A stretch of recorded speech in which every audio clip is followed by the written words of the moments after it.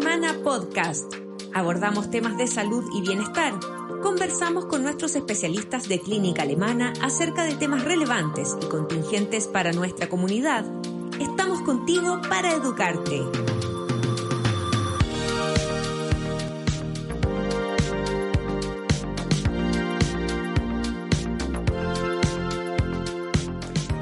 Con saludarlos, les cuento que hoy nos encontramos con la doctora Binka Basic y la doctora Javiera Arancibia, pediatras de nuestra clínica, con quienes conversaremos del esperado retorno a clases y su relación con el COVID-19 y todo lo que debemos saber al respecto.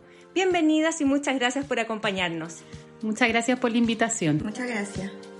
Vamos a partir con la doctora Javiera Arancibia, que nos cuente un poquito la evolución y cómo se ha dado el tema de la ausencia de los niños en el colegio y qué impacto tuvo la interrupción del colegio presencial. Bueno, para partir, los niños el año pasado estuvieron sometidos a una nueva disciplina de aprendizaje, lo cual generó una mayor carga académica tanto para ellos como los papás. Los papás no estábamos acostumbrados a hacer estas clases en las casas.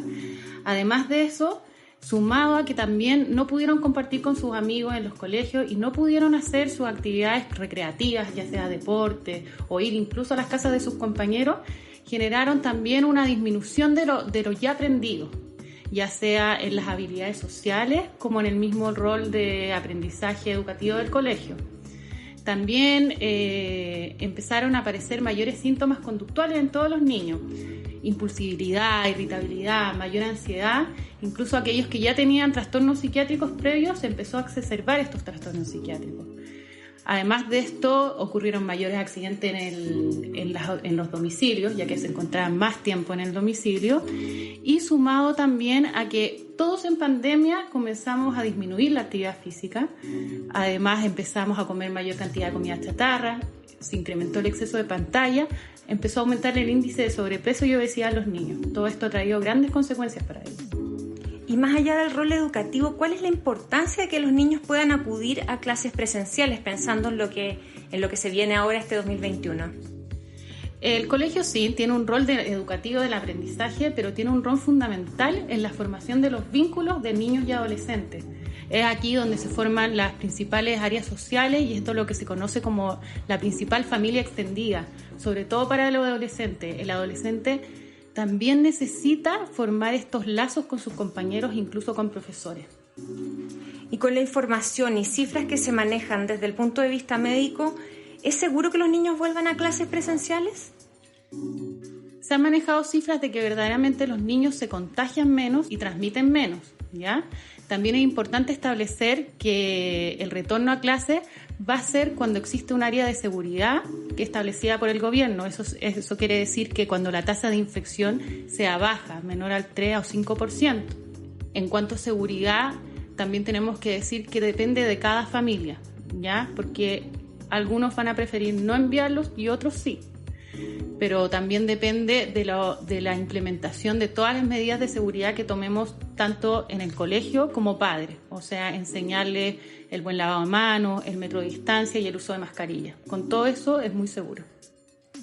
¿Es distinta la reacción del COVID-19 en niños más pequeños y en adolescentes? ¿Cómo se da el desarrollo del virus en ellos?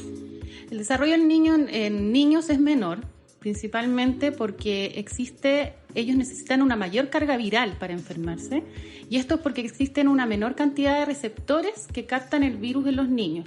Uno ha visto que en el fondo, a medida de mayor edad de los niños, mayor riesgo de contagiarse.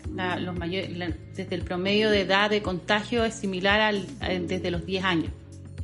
Y este tema que se dio que aumentó el índice de enfermedades, de distintas patologías en los niños, ¿cómo se dio este incremento en Chile? Al inicio teníamos una tasa de contagio de 2%, actualmente vamos alrededor del 10%, y esto más que con las reaperturas del colegio, es porque nosotros todos hemos bajado las guardias.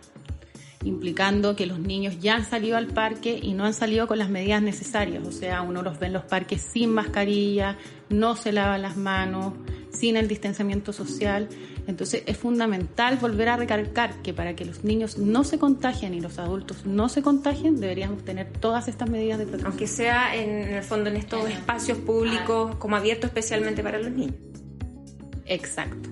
Y ahora vamos a entrar entonces al hueso, a las medidas específicas de qué deberíamos tener en cuenta en este retorno a clases.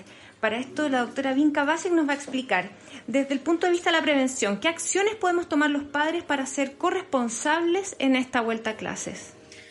Bueno, lo primero es quedarse en la casa cuando corresponda. O sea, por muchas ganas que tengamos nosotros de enviar a nuestros niños al colegio, si nosotros sabemos que nuestro niño tiene alguno de los síntomas de coronavirus, que pueden tener otras enfermedades también, como la rinitis alérgica, como cuando tienen resfríos comunes, faringitis, gastroenteritis, etcétera, que son síntomas como cefalea, dolor de garganta, rinorrea, dolor abdominal, diarrea, etcétera. Si nosotros tenemos a nuestro niño no sano o con alguno de estos síntomas y no sabemos qué es lo que tiene, lo primero es no enviarlo al colegio, es la primera medida.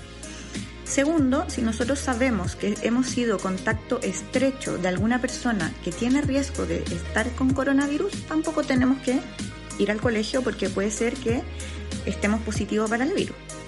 Y tercero, lo que nos recomienda el Mineduc es que antes de enviar a nuestros hijos al colegio, debiéramos todos los días tomarle la temperatura. Y si tiene sobre 37.8 grados, no enviarlos porque podría corresponder a un coronavirus. Segundo, como padres tenemos que enseñarle a nuestros hijos que debemos respetar los horarios de entrada y de salida que probablemente sean diferidos por ciclo o por nivel. A lo mejor en los más grandes, los que van en la enseñanza media, va a depender un poco de ellos, pero en los más pequeños, nosotros son los que probablemente llevemos a nuestros niños al jardín y nosotros tenemos que salir a la hora adecuada para poder respetar estos horarios. Tercero, tenemos que educar a nuestros niños respecto al uso de la señalética, o sea, que cuando vaya al baño se lave las manos, que van a haber ciertas cruces o X, no sé cómo llamarlo, que en el fondo tienen que respetar, que ahí no se tienen que poner, en el fondo si es que están en una fila tienen que respetar el distanciamiento del metro, que tienen que ver si es que están usando el casino o algún espacio cerrado como baños o biblioteca, cumplir con el aforo permitido para ese espacio cerrado. O sea, nosotros tenemos que recalcar en nuestros hijos que deben respetar ese tipo de medidas. Doctora, ¿en qué medidas de adaptación de espacios y rutinas nos tenemos que fijar y exigir en los colegios de nuestros hijos? Por ejemplo, cosas que no estemos viendo que son suficientes. O sea, por ejemplo, el colegio debiera adoptar, hay medidas que son fáciles de hacer y de incorporar y otras no tanto, pero por ejemplo, una de ellas es que las salas de clase o espacios cerrados deberían ser ventilados al menos 3 veces por cada jornada. Segundo, debiera haber algún adulto responsable que como que vigile el aforo de los espacios cerrados. O sea, tiene que haber un adulto en la entrada del baño o en la entrada de la biblioteca viendo que se cumpla el tema del aforo y el distanciamiento social. Tercero, el colegio debiera contar con dispensadores de alcohol gel, ya sea en los pasillos o en las salas, y si no es así, por lo menos con agua y jabón para el lavado de manos. Y cuarto, debiera existir señalética reforzando todas estas medidas como distanciamiento, lavado de manos, uso de mascarilla, etc. ¿Y cómo reforzamos las medidas sanitarias en los más pequeños? Porque yo creo que lo más difícil es hacerles entender a los más chiquititos, a los que están en edad preescolar o en el primer ciclo básico, de estas medidas para que lo puedan incorporar y llevar a cabo en su jornada escolar, porque ahí ya no van a estar bajo nuestra supervisión. Claro, eso es súper importante. Todas estas medidas básicas como el lavado de manos con agua y jabón o alcohol gel, el uso de la mascarilla o el uso del escudo facial, etcétera, estas medidas deben ser como practicadas previo al ingreso al colegio, porque si yo a mi hijo nunca le he puesto una mascarilla antes de entrar al colegio, es poco probable que la tenga durante toda la jornada escolar.